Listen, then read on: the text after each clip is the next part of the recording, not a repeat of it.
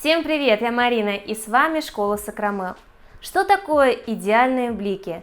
Одни считают, что это фотошоп на ногтях, другие думают, что это лишняя трата времени. Блики – это отражение источников света от глянцевой поверхности.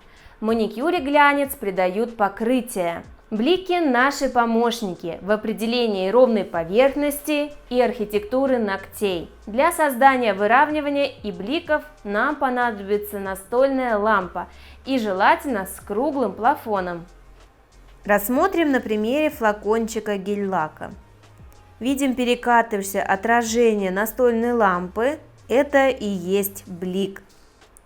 В средней части он шире, так как флакон выпуклый.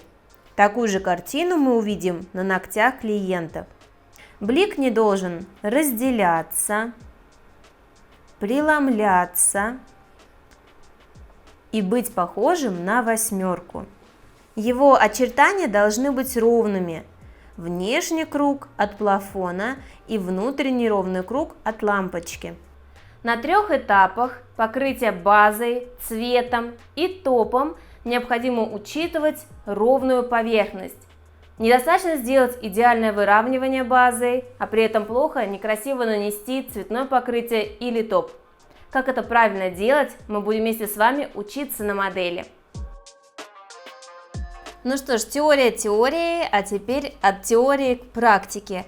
Посмотрим на модели, как правильно выполнять выравнивание и добиться идеальных бликов. Моя модель проходила с покрытием 1,5 месяца. Сейчас мне необходимо выполнить снятие гель-лака твердосплавной фрезой. Уже с этого момента начинается формирование правильной архитектуры. Чем аккуратнее мы снимем покрытие без бугров, тем легче нам будет выполнить выравнивание. А соответственно, наши блики получатся быстро и идеальными. Давайте приступать к практике. Снятие гель-лака выполняю на максимальных оборотах до тонкой подложки. Сначала движение от кутикулы до свободного края. Снимаю гель-лак по периметру кутикулы. После этого насадку ставлю вдоль ногтя, выполняю проглаживающее движение, чтобы убрать все неровности базы. Натуральные ногти у моей модели сильно скручиваются, поэтому на свободном крае видим, что гель-лак отслаивается. Особенно на большом пальце, который наиболее сильно скручивается. Я аккуратно носиком насадки прохожусь по периметру отслойки и убираю ее. Такой скрученный ноготок уже кардинально не исправит базовое покрытие, необходимо использовать твердые системы или сменить форму на миндаль. Теперь выполним маникюр, долго внимания на этом акцентировать не будем, так как тема ролика не об этом. Но самое главное, чтобы он был чистым, без остатков птриги, чтобы ваша база не растекалась, не затекала под кутикулу. Если будут затеки, вам придется тратить много времени, чтобы их убрать, и, соответственно, не получатся идеальные блики. А выполню комбинированный маникюр при помощи фрезы пламя и удалю кутикулу ножничками. Чтобы нам не восстанавливать скрученные стенки, мы изменяем форму на миндаль. Выбираю средний, так как он самый скрученный, и начинаю опил с него. Наш миндаль получится не очень острым, так как длина ногтей небольшая, а при отрастании можно сделать более острую форму.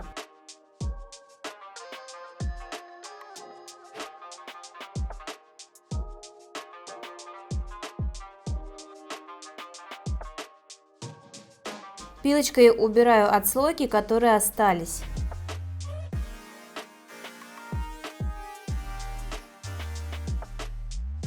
После придания формы забафим ноготь, а после этого выполним срез ножницами. Выполняю единый срез ножничками-твизерами.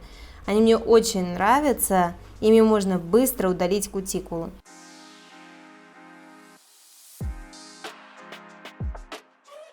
Выполнили маникюр, модель помыла руки и теперь наношу подготовительные препараты. Следите за тем, чтобы не оставалось пыли и частичек кожи, чтобы избежать затеков. Обезжириватель и праймер. Нравятся мои ролики? Хотите знать больше о маникюре? Предлагаю присоединиться к обучению и получить доступ к базе знаний Школы Сакрамел. Более 20 видеокурсов для начинающих и опытных мастеров по цене одного с получением сертификата. Теперь они доступны по всему миру. Для подробной информации переходите по ссылке в описании. Приступаем к созданию архитектуры выравнивания ногтей базой. Если вы начинающий мастер, можете использовать более густой материал в работе. Если вы мастер с опытом, то можете выбирать более жидкие консистенции материалов. Под силой гравитации капля будет быстрее растекаться и формировать правильную архитектуру. Изначально нам нужно полностью промазать ногтевую пластину тонким слоем базы, для того, чтобы в дальнейшем капля равномерно распределялась по поверхности. Наношу гель-лак в стык к кутикуле. Набираю объемную каплю из флакона и переношу ее на ногтевую пластину. Ставлю материал на точку апекса, протягиваю до свободного края. Капля самостоятельно растекается. Вы можете кистью из флакона разложить материал по боковым сторонам или помочь себе тонкой кистью. Для того, чтобы на боках не было наплывов, переворачиваем пальчик клиента, смотрим при виде сбоку, чтобы сформировалась правильная архитектура, смотрим, чтобы на стрессовой зоне был больше объем материала, переворачиваем руку, опускаем настольную лампу близко к пальчику клиента и смотрим на круг, образовавшееся отражение от настольной лампы. Если он неровный, можем кистью подправить блик и очень быстро отправить руку клиента в лампу. Иногда мастерам трудно понять, что такое блик, и ученикам на курсах показываю следующий лайфхак. Подношу телефон, и, как правило, через телефон всем сразу становится понятно, что это за блик. Блик должен быть ровный, не прерываться и не преломляться. Но если и так вам тяжело уловить блик, используйте камуфлирующую цветную базу. Выравниваю по тому же принципу.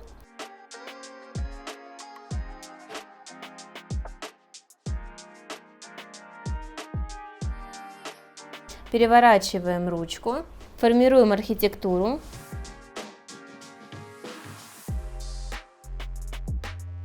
Следующий момент, что же делать с теми ногтями, которые имеют несовершенства и неровности. Например, как мой большой, сильно скручивается, и мне необходимо исправить его архитектуру. Можно использовать жесткие материалы, такие как гель или акригель. Если у вас под рукой нет этих материалов, вы можете воспользоваться и гель-лаками. Накладываю большую каплю в то место, где мне не хватает ногтя.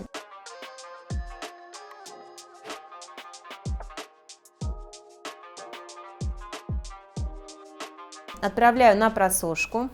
После просушки снимаю липкий слой с материала и опиливаю не только форму, но и поверхность.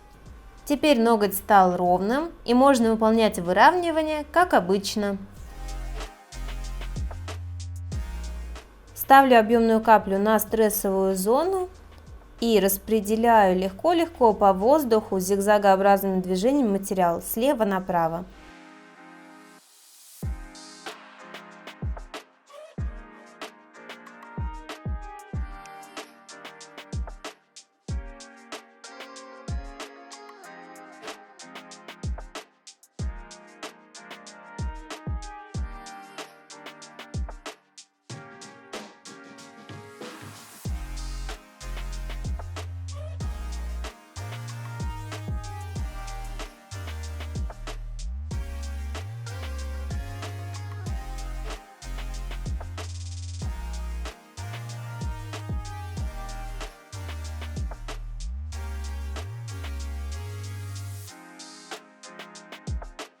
Пузырики в базе лопаю при помощи кисточки, также это можно сделать апельсиновой палочкой. На носибельность они не повлияют, но будут неэстетично смотреться, если вы сделаете полупрозрачный цвет.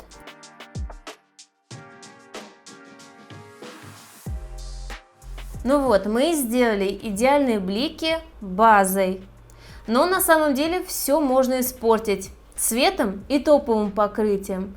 Поэтому крайне важно и цвет нанести аккуратно, чтобы покрытие получилось ровным и блики в дальнейшем не преломлялись.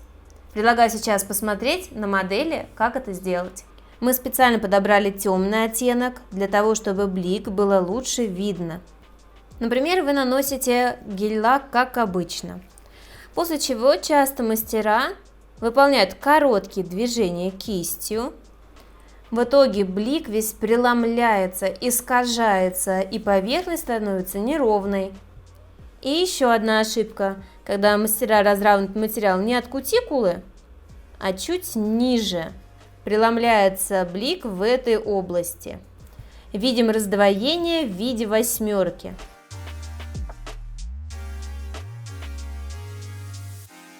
Для того, чтобы ваши блики были ровные, выполняйте длинные движения кистью параллельно ногтевой пластине. Итак, дело остается за малым, нужно покрыть топовым покрытием. Но на этом этапе не торопитесь, ведь нужно сделать идеальные блики. Многие мастера торопятся, наносят топ побыстрее на несколько пальцев, и результат не оправдывает ожидания. Можно использовать всю работу, которую вы проделали до этого на этапе выравнивания и покрытия цветом. Топ наношу в средний слой, не тонко и не так объемно, как во время выравнивания. Кисть располагаю параллельно ногтевой пластине. Именно благодаря этому этапу блики выглядят ярко, красиво, и ногти смотрятся как с обложки глянцевого журнала. После переворачиваю руку клиента, жду 10 секунд для того, чтобы топ распределился. Работаю конвейером по одному ногтю. Если вы видите, что блик идеальный, то можете не переворачивать руку, а сразу отправить на просушку в лампу. Выравнивание ногтевой пластины и создание идеальных бликов не так-то сложно, как может показаться на первый взгляд. Это дело практики и тренировки. Я уверена, применяя советы из данного видео, у вас все получится и ногти ваших клиентов будут красивыми. Всем успехов в работе! Пока-пока!